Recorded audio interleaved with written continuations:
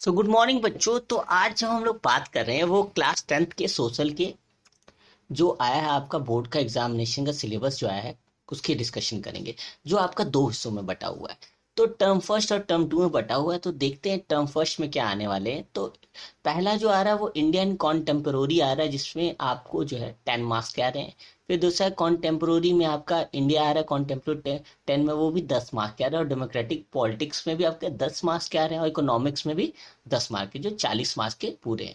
उसी तरीके से आपका टर्म टू में भी आ रहा है। अब ये तो आपका सिलेबस हो गया कि कितने मार्क्स के आ रहे हैं आपके, लेकिन टर्म वन में कौन कौन से चैप्टर पढ़ने, इसकी बात आपकी करते हैं आगे आपका।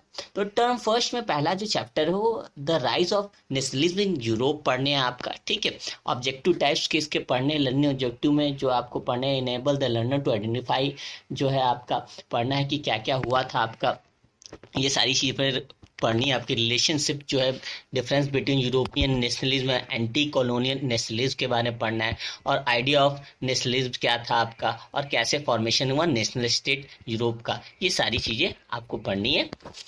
फिर दूसरा में अगर बात करें तो आपको जो है ज्योग्राफी में रिसोर्स एंड डेवलपमेंट पढ़ना है आपका, जिसमें types of resources, development of resources, आपको लैंड और resource planning India, land resources, land utilisation और land uses of pattern in India, और लैंड डिग्रेडेशन क्या होता है, कंजर्वेशन मेजर क्या होता है, सॉइल एज ए रिसोर्स क्या होता है, और क्लासिफिकेशन ऑफ सॉइल क्या है आपका, और सॉइल इरोजन, सॉइल कंजर्वेशन का पढ़ना है। इसके अलावा आपका जो है वाटर रिसोर्स पढ़ना है, जिसमें वाटर स्कार्सिटी के बारे में पढ़ना है आपका, और नीड क्या है आपका। यहाँ पे एक चीज नोट दिया है कि जो आपका थ्योरेटिकल एस्पेक्ट से चैप्टर वाटर रिसोर्स जो है वो पीरियोडिक टेस्ट के लिए केवल है, ये बोर्ड एग्जाम में आपका नहीं आएगा, मतलब वाटर रिसोर्स आपका, ठीक है। और however the map item of this chapter listed will be evolution included, लेकिन एग्जाम इसमें आपका मैप जरूर आ सकता है इस चैप्टर से, वाटर रिसोर्सेज के चैप्टर से आपका। चौथा है आपका एग्रीकल्चर चैप्टर है। एग्रीकल्चर आपका जो है आपका टाइप्स ऑफ फार्मिंग क्या होती है, क्रॉपिंग क्या होती है, पैटर्न और मेजर क्रॉप, और टेक्नोलॉजी, और आपका इंस्टीट्यूशनल रिफॉर्म और इम्पैक्ट ऑफ ग्लोबलाइजेशन और एग्रीकल्चर आएगा। इसमें इंपॉर्टेंस ऑफ आपको एक्सप्लेन करना, इंपॉर्टेंट एग्रीकल्चर नेशनल इकोनॉमी, और कितने टाइप्स के आपके फार्मिंग तो उसको आइडेंटिफाई करना होगा, और क्या क्या मेथड यूज किए जाते हैं, और गवर्नमेंट पॉलिसी जो निकाली है और टेक्नोलॉजी जो जो आई है उसके बारे में एग्रीकल्चर में आपको पढ़ना है। इसके बाद डेमो अगर बात करते हैं पॉलिटिक्स में क्या पढ़ना है, तो पावर शेयरिंग पढ़नी, इसमें कास्ट स्टडी बेल्जियम और श्रीलंका की डिस्कशन, और पावर शेयरिंग आपका डिजायरेबल क्यों है, और कितने फॉर्म्स के पावर होते हैं इसके बारे में। ऑब्जेक्टिव टाइप के लिए पढ़ने के लिए आपको फैमिलियर होना चाहिए, सेंट्रलिटी ऑफ पावर शेयरिंग क्या होती है डेमोक्रेटिक में, और अंडरस्टैंडिंग होनी चाहिए वर्किंग आपकी कैसे होनी चाहिए, सोशल पावर और सोशल मैकेनिज्म क्या होता है आपका। फेडरलिज्म को भी पढ़ना है कि फेडरलिज्म क्या होता है आपका, और what make India A federal country, India को फेडरल कंट्री कैसे है, और फेडरलिज्म प्रैक्टिस कैसे होती है, और डिसेंट्रलाइजेशन इंडिया का क्या है। फिर उसके बाद आपको एनालाइज करना है फेडरल प्रोविजन क्या होता है, इंस्टीट्यूशन क्या होता है आपका, ये सारी चीजें। इकोनॉमिक्स में डेवलपमेंट्स पढ़ने हैं आपको, देख सकते हैं आपका, और sector of the Indian economy के बारे में पढ़ना है कि sector of Indian economic activities क्या होती हैं आपकी, कंपेयर करना है तीनों सेक्टर को, प्राइमरी सेकेंडरी टर्शियरी सेक्टर को, और डिवीजन ऑफ सेक्टर क्या है, कैसे ऑर्गेनाइज किया जाता है इसे, और सेक्टर इन टर्म्स ऑफ इनरशिप में आपका पब्लिक और प्राइवेट सेक्टर क्या होता है आपका। और आपका जो है ऑब्जेक्टिव टर्म में मेजर आपका एम्प्लॉयमेंट इन सेक्टर और reason of government investment in different sector के बारे में पूछा जा सकता है आपका। अब मैप के बारे में बात करते हैं। अगर हम बात करें कि मैप किस में से आएंगे, तो रिसोर्स एंड डेवलपमेंट में मेजर सॉइल टाइप्स के कहाँ कहाँ से आएंगे। वाटर रिसोर्स से में बताएंगे डैम कहाँ कहाँ है, शाला डैम, भकारा, नागल डैम, टेहरी और राणा प्रताप सागर, और सरदार सरोवर, और हरि कुंड कहाँ है, नागा अर्जुन सागर कहाँ है आपका, ये सारी चीज़ें पूछेंगे। और इस यहाँ नीचे लिखा हुआ है कि the theoretical aspect of chapter water resource assisted in the periodic test, periodic test में आपका केवल आएगा वाटर रिसोर्स से आपका, ठीक है, बोर्ड एग्जामिनेशन में नहीं आएगा आपका।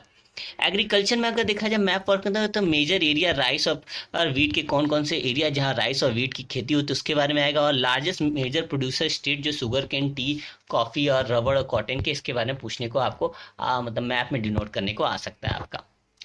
टर्म टू में बात करते हैं। टर्म टू में आपको पढ़ना है आपका नेशनलिज्म इन इंडिया पढ़ना है आपको, ठीक है, कि फर्स्ट वर्ल्ड वॉर क्या होता है, खिलाफत और नॉन कॉपरेशन मूवमेंट क्या है आपका, और डिफरेंट स्टैंड मूवमेंट क्या थे, अलग अलग तरह के मूवमेंट आपके, और टूवर्ड्स आपके जो है सिविल डिसोबीडियंट मूवमेंट और सेंस ऑफ कलेक्टिविटी बिलोंगिंग क्या होती है, इस बारे में। ओके, ऑब्जेक्टिव टर्म में आपको रिकॉग्नाइज करने को आ सकता है कि Indian nationalism through a case study करने को आ सकता है नॉन कॉपरेशन और सिविल डिसोबीडियंट मूवमेंट के बारे में आपका। इसके अलावा आपका जो है अगर देखा जाए और क्या आ रहा है इसका, तो सेक्शन 2 में अगर देखें तो लिवलीहुड इकोनॉमिक्स और सोशलिटी, इसमें लिखा है कि any one of the following the theme should be selected in the periodic test only, not be related in the board examination. बोला कि इनमें से दोनों में से, मतलब तीसरे चौथे में से कोई एक आएगा आपका, ठीक है, एनी वन बोर्ड में आएगा, ठीक है।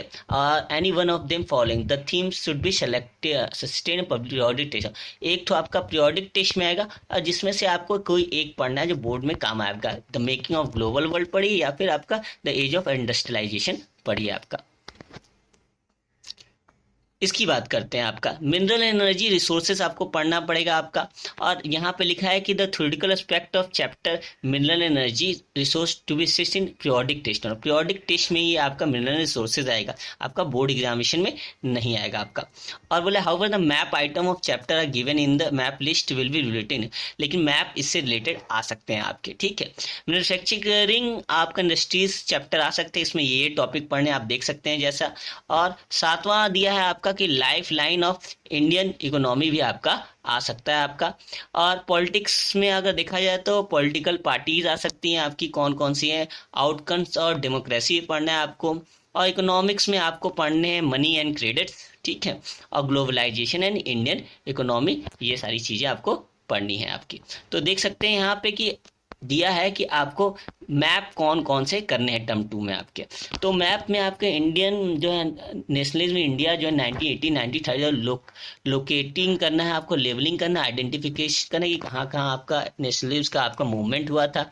Indian national Congress session Calcutta में जब हुआ था, नागपुर में और मद्रास में दिखाना है आपको, ठीक है। इंपॉर्टेंट सेंटर जो है इंडियन नेशनल मूवमेंट के उनके बारे में बताएं, जैसे चंपारण कहाँ है मैप में, खेड़ा कहाँ है, अहमदाबाद, अमृतसर और चौरी चौरा यूपी का दिखाना है, दांडी मार्च जो गुजरात में तो वहाँ दिखाना है, आउटलाइन करके आपको सब कुछ दिखाना है। और पॉलिटिकल नॉलेज का और चैप्टर 5 में जो मिनरल रिसोर्सेज में आपको दिखाने पड़ सके। पावर प्लांट को आपको डिनोट करने में कहाँ कहाँ पे है आपका, थर्मल जैसे है पावर प्लांट अलग अलग जगह वो दिखाना है, न्यूक्लियर पावर प्लांट जो है जैसे नरोरा में है आपका, तारापुर में, ये सारे दिखाना होगा। चैप्टर 6 जैसे मैन्युफैक्चरिंग इंडस्ट्रीज है मुंबई, कानपुर, इंदौर और सूरत में, उसे दिखाना पड़ेगा। आयरन स्टील प्लांट जो है वो आपके दिखाने पड़ेंगे, विजयनगर में जो बोकारो में, इनके बारे में दिखाना पड़ेगा।